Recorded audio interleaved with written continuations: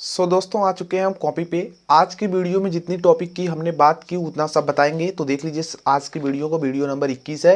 Topic क्या है? पारस्परिक प्रेरित विद्युत वाहक बल यानी म्यूचुअली इंडक्टेंस ईएमएफ, और अन्योन्य प्रेरण ईएमएफ के नाम से भी इसको जानते हैं। ठीक है।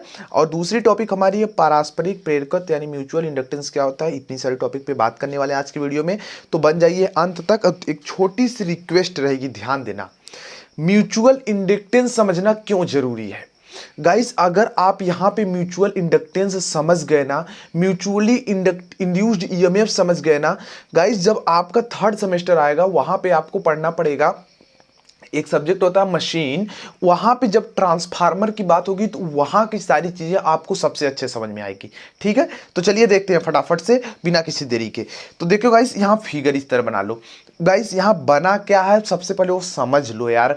देखो गाइस, यहां पे जो अन्योन्य प्रेरणा है ना, एक कुंडली बनाई गई है। ये देखो कुंडली में हल्का से हमने बनाया है। ठीक है, इस तरीके से एक कुंडली, इसी तरीके से दूसरी कुंडली बनाई गई और इसके पास रखी गई है। ठीक है, अब देखिए यहां पे गाइस करते क्या है कि एक बैटरी को लगा देते हैं।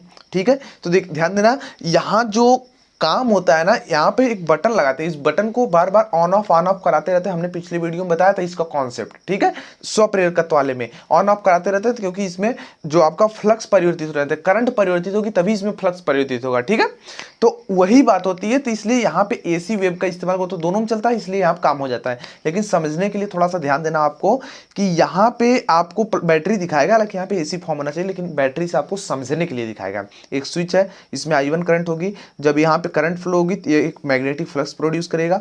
इसके मैग्नेटिक फ्लक्स जो मैग्नेटिक फील्ड है उसमें एक दूसरी कुंडली ज्वाइन है, देख सकते हो, कॉइल ए कॉइल बी। और यहाँ पे इसमें जो मतलब ईएमएफ इंड्यूस होगा, इसको ईएस बोलेंगे सेल्फ इंडक्टेंस, और इसको ईएम म्यूचुअल इंडक्टेंस। गैल्वेनोमीटर लगा जो कि विक्षेप को बताएगा, I2 धारा प्रवाहित होगी। बस इसका जो फिगर है समझ लिए, सब कुछ जान चुके हो। बस अब कैसे लिखना है इसको समझ लो, सब कुछ समझो, हो गया। देखो यहाँ पे बताया जा रहा प्रोडक्शन ऑफ म्यूचुअली इंड्यूस्ड। ठीक है गाइस, इसके बारे में आप समझिए डिटेल से क्या होता है यह चीज।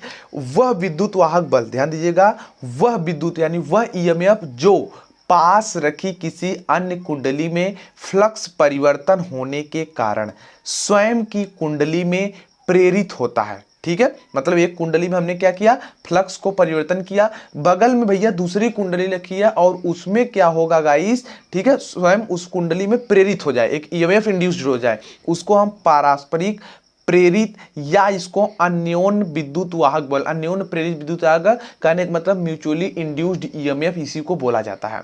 इसके बारे में और ध्यान से समझिएगा। ध्यान दीजिए, इस विद्युत वाहक बल का मान गाइस, जो आपका ये विद्युत वाहक बल है ना, इस विद्युत वाहक बल का मान पास रखी दूसरी कुंडली में धारा परिवर्तन की दर पर निर्भर करेगा। कैसे निर्भर करेगा समझ लो यार। देखो गाइस, जब आप यहाँ पे क्या करेंगे, पहली देखो, जब इसमें धारा के मान को कम ज्यादा करोगे, मतलब एक बार लो करोगे हाई करोगे, तो गाइस जितना धारा जाएगा उसी के अनुसार तो मैग्नेटिक फील्ड बनेगा। तो ज्यादा जब मैग्नेटिक फील्ड बनेगा, ज्यादा तरीके से फ्लक्स परिवर्तित होगा, तो जो ईएमएफ होगा, जो प्रोड्यूस ईएमएफ होगा इस कुंडली में, वो ज्यादा होगा। ठीक है ना, ये बात कही जा रही है। अब देखिए इस मतलब जो आपने अभी तक देखा, इसके बारे में डिटेल से कैसे लिख सकते हो उसके बारे में अब समझना आपको है। अभी एक फार्मूला भी आएगा। ठीक है, देखो गाइस, जो आपने चित्र देखा, चित्र में बताया गया कि दो कॉइल है, एक तो कॉइल ए है और दूसरी कॉइल बी थी।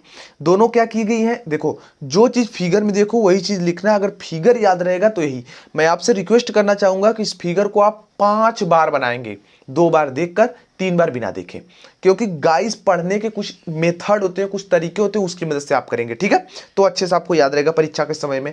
तो कॉइल ए और बी एक दूसरे के समीप रखे गए हैं तथा कॉइल ए में एक बैटरी से जोड़ने पे उसमें I1 धारा प्रवाहित होती है। फलस्वरूप गाइस होता क्या है कि जो कुंडली ए में φ1 फ्लक्स उत्पन्न होता है। अब कुंडली ए के ध्यान दीजिएगा, अब कुंडली ए के फ्लक्स कुंडली बी के चालक को काटेंगे। ठीक है, जिसके कारण से गाइस क्या होगा, कुंडली बी में फ्लक्स परिवर्तन होने से एक विद्युत वाहक बल प्रेरित हो जाता है तथा इसी ईएमएफ को अन्योन्य प्रेरित या पारस्परिक प्रेरित विद्युत वाहक बल कहते हैं।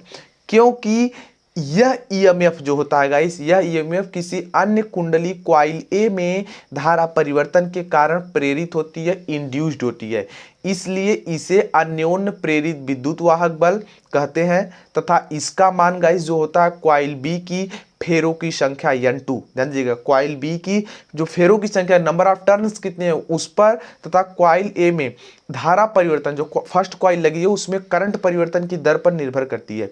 अतः दोस्तों किसी कुंडली में पारस्परिक, ठीक है, पारस्परिक प्रेरित विद्युत, वही मतलब म्यूचुअल इंड्यूस्ड ईएमएफ की बात की जा रही है। तो उसके अनुसार गाइस जो आपका फार्मूला बन जाएगा वो ये बन जाएगा कि ई म्यूचुअल प्रोपोर्शनल, ध्यान दीजिएगा प्रोपोर्शनल का चिन्ह दिखाया गया है, ठीक है ना, ई जो इसके प्रोपोर्शनल अनुक्रमानुपाती हो जाएगा डी आई, ध्यान दीजिएगा DI1 एक लिखा गया है, मतलब पहली कुंडली की बात की जाए, ठीक है, DI1/dt, ठीक है। तो guys EM is equal to मतलब ई म्यूचुअल इंड्यूस्ड हो जाएगा क्या, -M d∅dt, ध्यान दीजिएगा DI1, सॉरी गाइस थोड़ा सा, EM is equal to -M dI1/dt हो जाएगा, ठीक है। यहाँ पे करंट परिवर्तन हो रहा है ना, लेकिन वहां जब स्वप्रेरकत्व वाले में फ्लक्स परिवर्तित था, इसका थोड़ा सा ध्यान है, मात्रक तो वोल्ट होगा। अब गाइस यहाँ पे समझिए जो वेयर जहां पे M इज इक्वल टू पारस्परिक प्रेरकत्व गुणांक यानी कोफिशिएंट ऑफ म्यूचुअल इंडक्टेंस होता है। गाइस M जो आपका आता है ये क्या होता है, ये जो आपका होता है ना विरोध करता है। लेंज लॉ जो होता है ना वो इसी पर काम करता है, मैंने लेंज लॉ आपको बता दिया है तो उसको आप ध्यान से याद कर लीजिए, ठीक है ना। अब चलिए अगली और दूसरी टॉपिक समझते हैं गाइस, जो हमारी दूसरी टॉपिक से जिसका नाम है पारस्परिक प्रेरकत्व यानी म्यूचुअल इंडक्टेंस। इसका मतलब गाइस क्या होता है समझ लीजिए फटाफट से।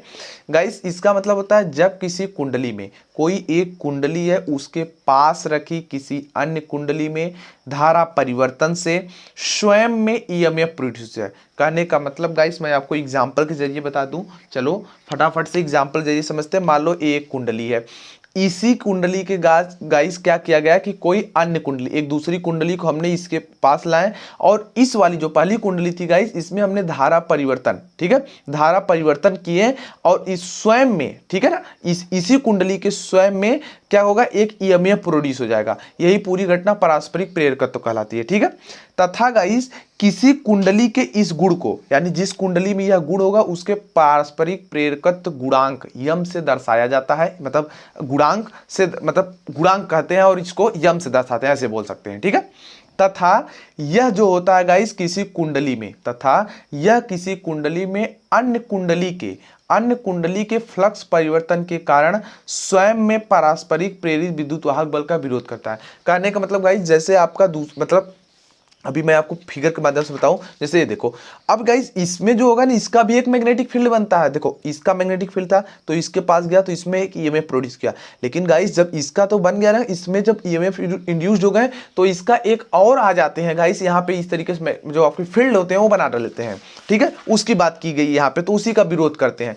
थोड़ा सा और समझते हैं, इसमें एक फार्मूला आएगा जो कि निकल करके गाइस फार्मूला ये आता है कि जो मतलब चूंकि आपका यहाँ पे E is equal to -M dI1/dt हो जाएगा, ठीक है। लेकिन गाइस जो दूसरी कुंडली की बात की जा रही है वहां पे जो इंड्यूस्ड ईएमएफ होगा वो कितना होगा, E is equal to -N2 d∅dt, मतलब नंबर ऑफ टर्न आप तो जानते हैं N d∅dt, लेकिन यहाँ पे N2 आ गया कि सेकेंडरी कॉइल में उत्पन्न हो रहा है, इसलिए उसकी बात की जा रही है। इसलिए गाइस दोनों नियम को जब हम मिला देंगे तो माइनस से माइनस तो देख सकते हो कट जाएगा, तो यम हो जाएगा, और यहाँ पे देखो dt और dt दोनों में है, कट जाएंगे तो आपका बचे क्या, N2 तो बचाएगा, ठीक है, N2 बच गया, d∅ बच जाएगा और dt बच जाएगा, di1 बच जाएगा, ठीक है, di1, और मात्रक गाइस क्या होगा, हेनरी होगा, यच से दिखाते हैं। सो गाइस इस तरीके से आज के इस वीडियो में हमने क्या क्या जाना कि किस तरीके से, यहाँ पे मैं आपको दिखा दूं पहले कि आज का जो अपना टॉपिक किधर गई भाई, हाँ यहाँ पे ये देख लो अपना, ये जो दोनों टॉपिक्स थे इंपॉर्टेंट थे, इसको समझ लिया होगा, नहीं समझ में आया एक बार और वीडियो देखो और इसको क्या करना है ना, एक बार लिख लेना, एक बार प्रैक्टिस कर लेना ताकि आपको अच्छे से याद हो जाए, दिमाग में भर जाए, कोई दिक्कत ना हो आगे चल के, ठीक है। सो गाइस इस तरीके से दो टॉपिक पे जाना आपने, इस दोनों टॉपिक पे। आई होप आपको ये वीडियो लेक्चर पसंद आई होगी, तो प्लीज़ वीडियो को लाइक कीजिए, नए हो तो हमारे यूट्यूब चैनल को सब्सक्राइब कीजिए ताकि फ्यूचर में आने वाली अपडेट्स आपको सबसे पहले मिल सके। वीडियो देखने के लिए बहुत बहुत धन्यवाद, thanks for watching, good bye.